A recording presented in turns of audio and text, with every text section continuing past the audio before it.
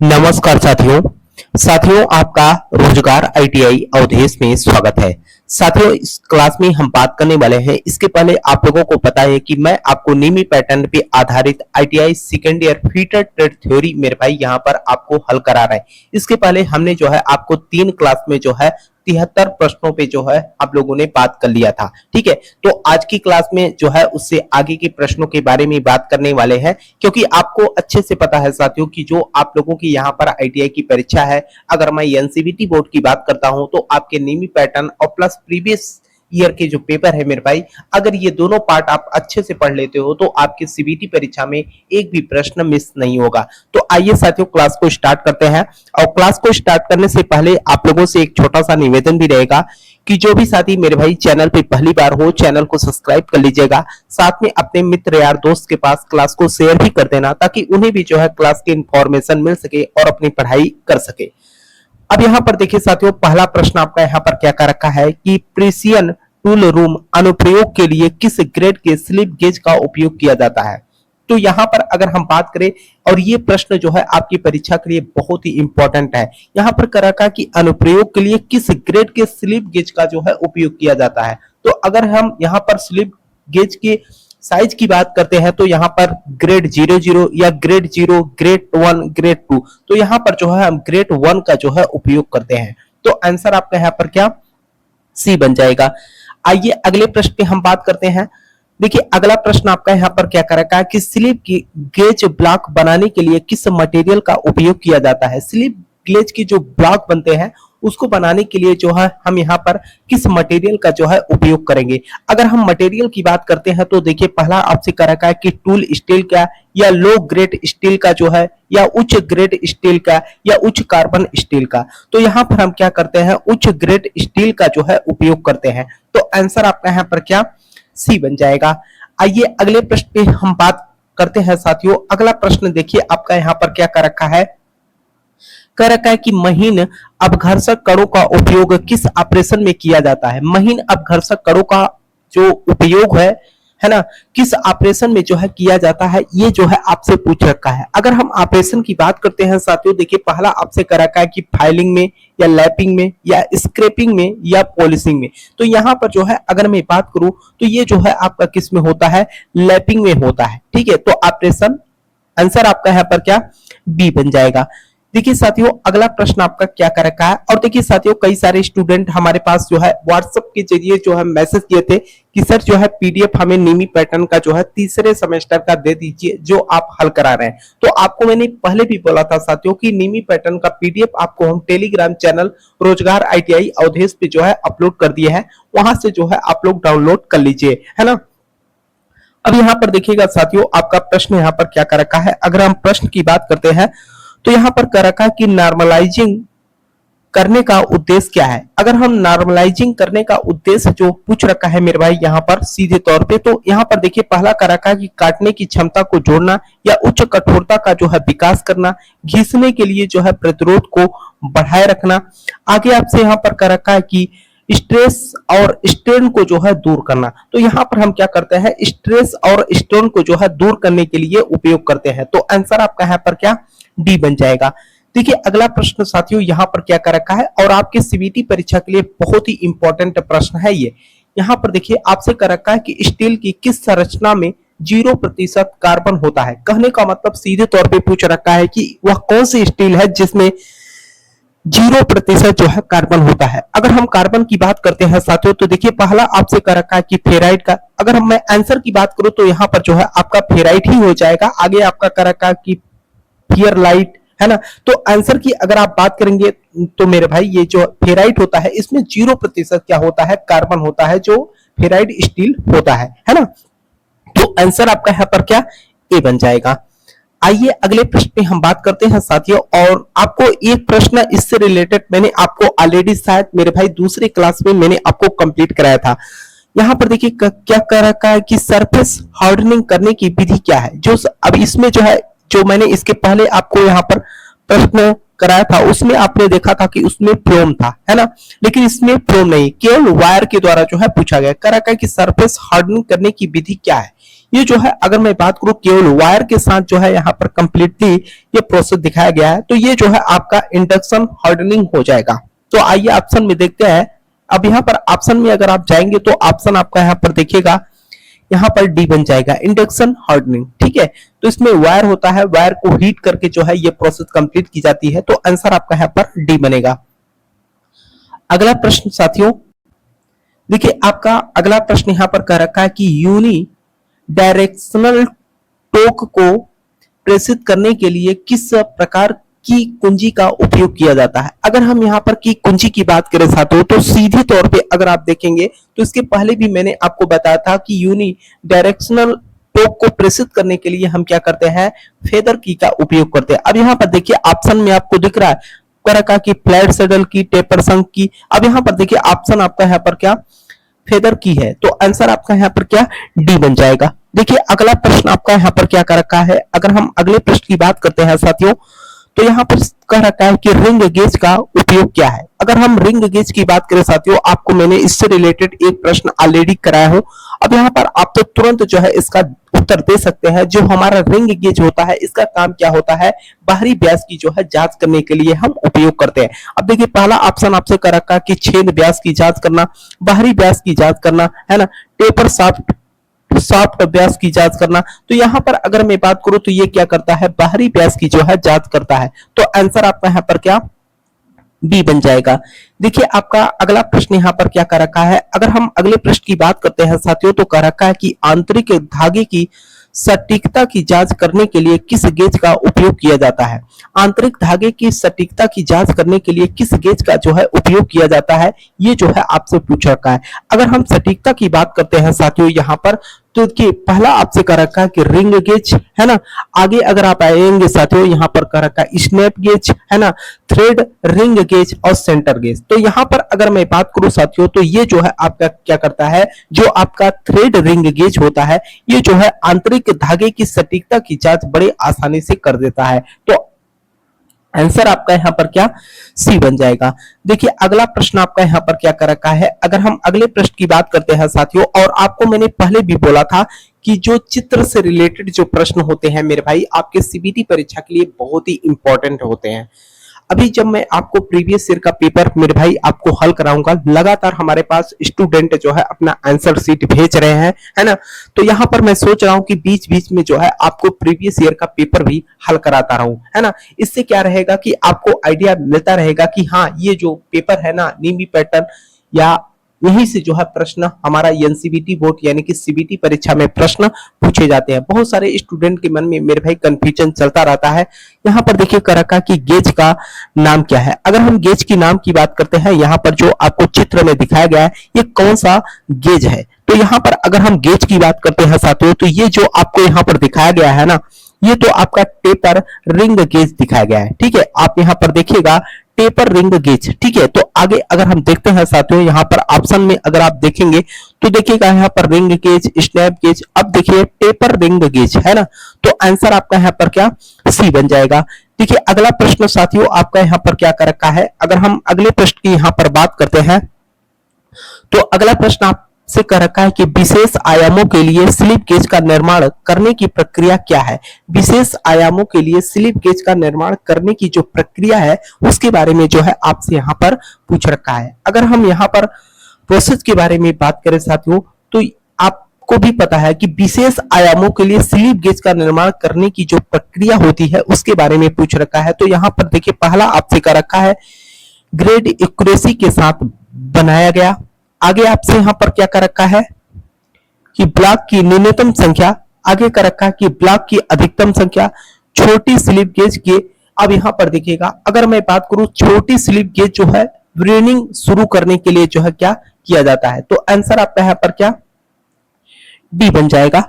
देखिए अगला प्रश्न साथियों आपका यहाँ पर क्या कर रखा है। अगर हम अगले प्रश्न की यहाँ पर बात करते हैं, तो कह रखा है कि कौन सी प्रक्रिया मिलने वाले घटकों के बीच फिट की गुणवत्ता में जो है सुधार करती है।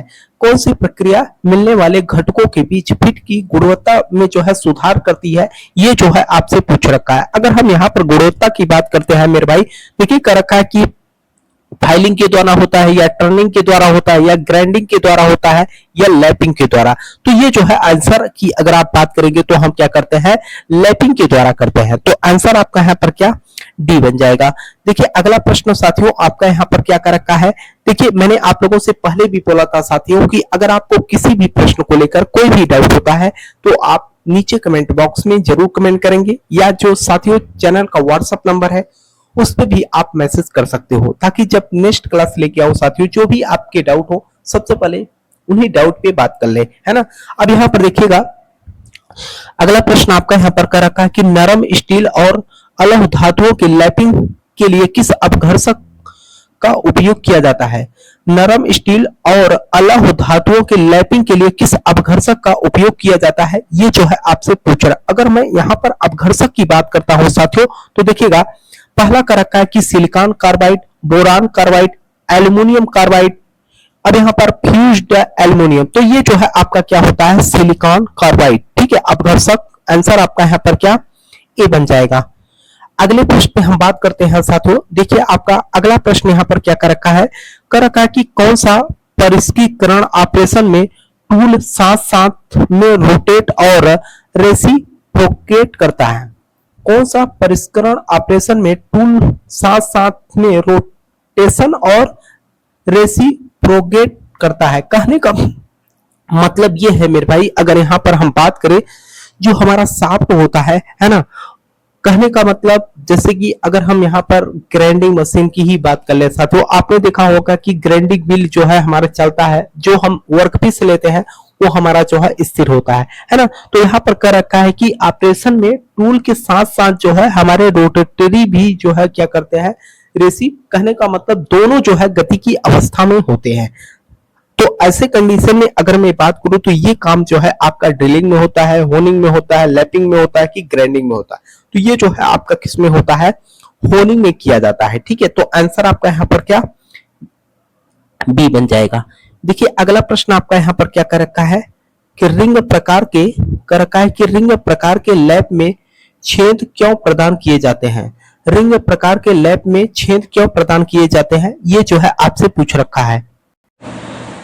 लैब क्यों प्रदान किए जाते हैं, ये जो है आपसे पूछ रखा है। तो यहाँ पर स्नेहक के लिए, गर्मी को दूर करने के लिए, या लैब कंपाउंड को जो है पकड़ने के लिए, या दस्ता बढ़ाए रखने के लिए। तो यहाँ पर हम क्या करते हैं, लैब कंपाउंड को जो है पकड़ने के लिए जो है उपयोग करते हैं। तो आंसर आपका यहाँ पर क्या, सी बन जाएगा।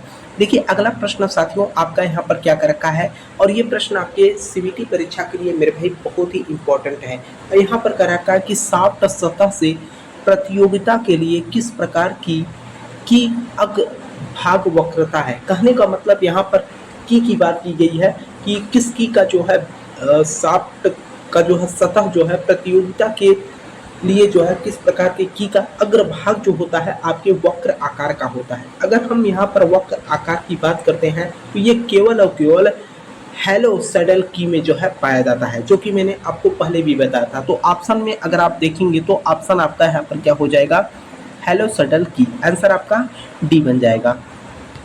देखिए अगला प्रश्न आपका यहाँ पर क्या कर रखा है। अगर हम अगले प्रश्न की बात करते हैं यहाँ पर तो कर रखा है कि इस की का नाम क्या है। जो ये की आपको दिखाया गया है मेरे भाई, इस की का जो है सीधे तौर पे आपसे नाम पूछ रखा है। अगर हम इस की बात करते हैं तो मेरे भाई ये आपका क्या है, समांतर संक की है ना। तो आंसर में अगर हम देखते हैं तो यहाँ पर देखिएगा ऑप्शन में आपका पहला ही कह रखा है कि पैरेलल संक की। तो आंसर आपका यहाँ पर क्या, ए बन जाएगा। देखिए अगले प्रश्न पे हम बात करते हैं साथियों, और ये प्रश्न जो है आपके सीबीटी परीक्षा के लिए बहुत ही इम्पोर्टेंट है। यहाँ पर देखिए कह क्या रखा है कि 230 सेंटीग्रेड तक गर्म करके किस प्रकार के कटिंग टूल को जो है टेम्पर किया जाता है। अगर हम यहाँ पर टेम्पर की बात करें, अगर हम 200 सेंटीग्रेड तक गर्म करते हैं तो किस टूल का जो है यहाँ पर टेम्पर किया जाता है। तो ये जो है जो हमारे कटिंग टूल होते हैं, tapers, drills, turning tool, reamer. तो यहाँ पर जो हमारे, अगर मैं बात करूँ साथियों, यहाँ पर जो हमारा टर्निंग टूल होता है इसको हम क्या करते हैं 230 सेंटीग्रेड तक गर्म करके उसके बाद क्या करते हैं, इसको टेम्पर्ड करते हैं। तो आंसर आपका यहाँ पर क्या, सी बन जाएगा। देखिए अगला प्रश्न आपका क्या, देखिए यहाँ पर जो है आपका अगला प्रश्न कह रखा है कि स्टील में नॉर्मलाइजिंग प्रक्रिया क्यों की जाती है? जो हमारा स्टील होता है इसमें जो है नॉर्मलाइजिंग प्रक्रिया क्यों की जाती है, इसके बारे में जो है आपसे पूछ रखा है। अगर हम यहाँ पर नॉर्मलाइजिंग की बात करें साथियों, तो यहाँ पर देखिएगा पहला कर रखा है कि काटने की क्षमता जोड़ने के लिए, अगला कर रखा है उच्च कठोरता विकसित करने के लिए, आगे कर रखा है स्ट्रेस और स्ट्रेन को जो है दूर करने के लिए। तो यहाँ पर अगर हम बात करें साथियों, तो ये क्या करता है, स्ट्रेस और स्ट्रेन को जो है दूर करने के लिए जो है हम क्या करते हैं, नॉर्मलाइजिंग का जो है प्रयोग करते हैं या इस प्रक्रिया को जो है अपनाते हैं। तो आंसर आपका यहाँ पर क्या सी बन जाएगा।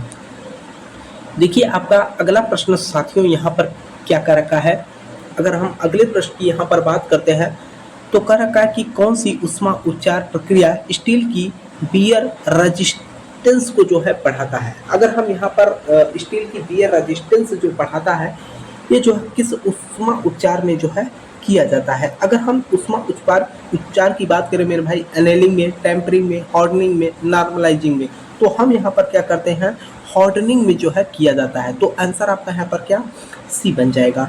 देखिए अगला प्रश्न आपका यहाँ पर क्या कर रखा है, अगर हम अगले प्रश्न की यहाँ पर बात करते हैं साथियों, तो कर रखा है कि एनेलिंग का उद्देश्य क्या है। जो हमारा एनेलिंग की जाती है मेरे भाई, इसका जो उद्देश्य है उसके बारे में जो है आपसे यहाँ पर पूछ रखा है। अगर हम उद्देश्य की बात करते हैं, स्टील को नरम करने के लिए या काटने की क्षमता जोड़ने के लिए, घिसने की प्रतिरोध को बढ़ाने के लिए, आगे आपसे यहाँ पर क्या कर रखा है कि स्टील को ग्रेन संरचना को रिफाइन करने के लिए। तो यहाँ पर अगर हम बात करें साथियों, तो ये क्या करता है, स्टील को जो है नरम करने के लिए जो है हम क्या करते हैं, यहाँ पर एनेलिंग प्रोसेस अपनाते हैं। तो आंसर आपका यहाँ पर क्या ए बन जाएगा।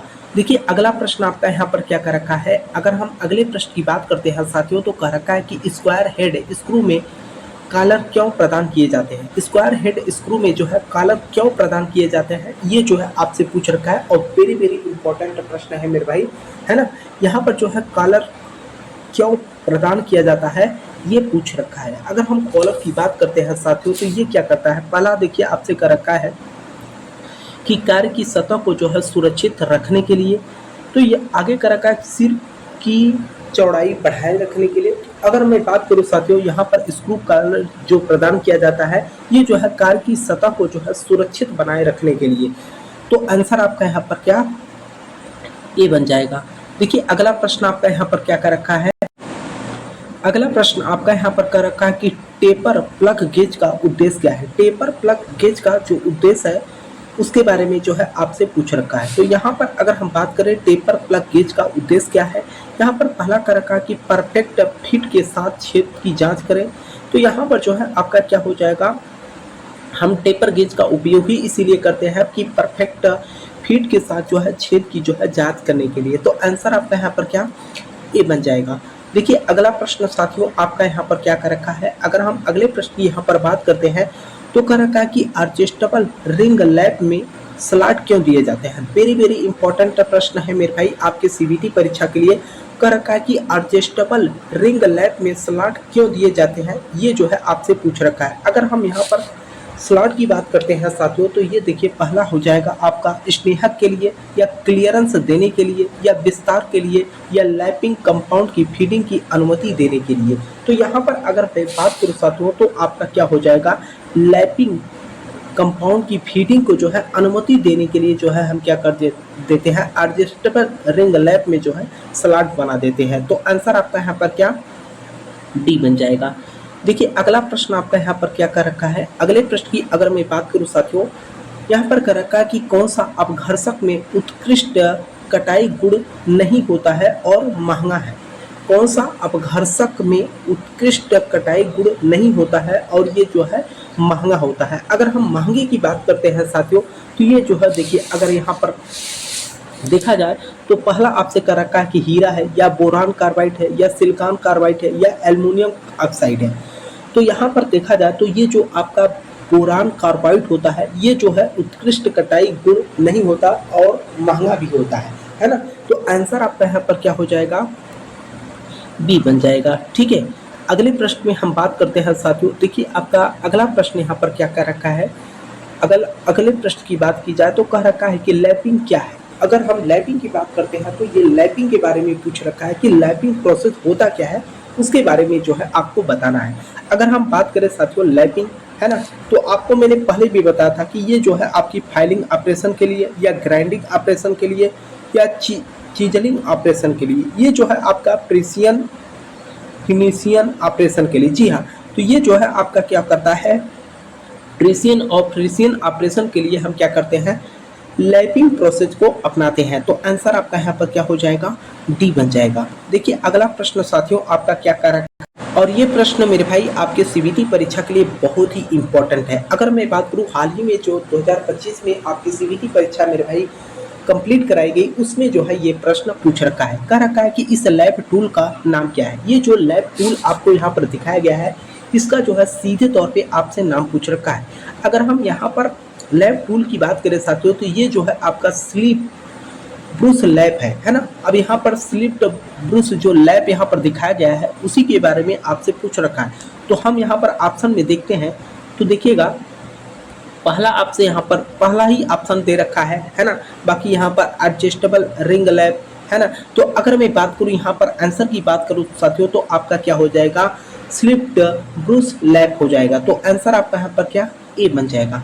देखिए आपका अगला प्रश्न यहाँ पर क्या कर रखा है। अगर हम अगले प्रश्न की बात करते हैं, तो कर रखा है कि मल्टी स्टार्ट थ्रेड की लीड क्या है। मल्टी स्टार्ट थ्रेड की लीड क्या है, उसके बारे में जो है आपसे पूछ रखा है। और मैंने आपको इसके फार्मूला पहले भी बताया था साथियों कि मल्टी स्टार्ट थ्रेड की जो लीड होती है, उसकी जांच करने के लिए हम क्या करते हैं, पीच गुणित स्टार्टर्स की जो है संख्या। अब यहाँ पर जो है आंसर की बात करोगे तो आंसर आपका क्या बन जाएगा, पहला ही बन जाएगा।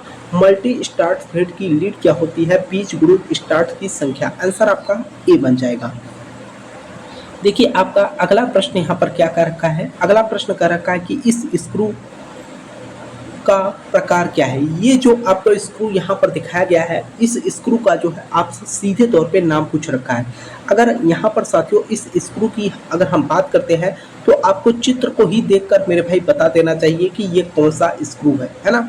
अगर स्क्रू की बात करें साथियों, तो ये आपका क्या है, देखिए पहला आपसे कर रखा है हेक्सागोनल हेड स्क्रू। ये जो है आपका ग्रब स्क्रू है ना। तो आंसर आपका यहाँ पर क्या, बी बन जाएगा। अगला प्रश्न आपको हम यहाँ पर जो है होमवर्क देते हैं साथियों, है ना। यहाँ पर देखिए कर रखा है इस नट का नाम क्या है। किस नट का, आइए आपको चित्र दिखाते हैं। अब यहाँ पर जो ये चित्र दिखाया गया है, इसको जो है देखकर आपको जो है नट का बताना है कि ये कौन सा नट है। आप लोग जो है कमेंट बॉक्स में कमेंट करके जरूर बताना, ठीक है। और जितने भी प्रश्न यहाँ पर मैंने आपको हल कराया मेरे भाई, अगर आपको किसी भी प्रश्न को लेकर कोई भी डाउट हो, तो आप नीचे कमेंट बॉक्स में जरूर कमेंट कर देना, ताकि आपको मैं नेक्स्ट क्लास में या जो चैनल का व्हाट्सएप नंबर है मेरे भाई, उसके थ्रू जो है आप मैसेज करेंगे तो भी हमें जानकारी हो जाएगी, ताकि मैं आपको बता सकूं। बाकी साथियों आपको नेमी पैटर्न का पीडीएफ आपको टेलीग्राम चैनल रोजगार आईटीआई अवधेश पे हमने ऑलरेडी अपलोड कर दिया है, वहां से जाकर जो है आप लोग डाउनलोड कर सकते हो, ठीक है। तो मुझे उम्मीद भी है साथियों कि आप लोगों को जो है क्लास समझ में आई होगी। और जो भी साथी मेरे भाई चैनल पे पहली बार हो, चैनल को सब्सक्राइब कर लीजिएगा।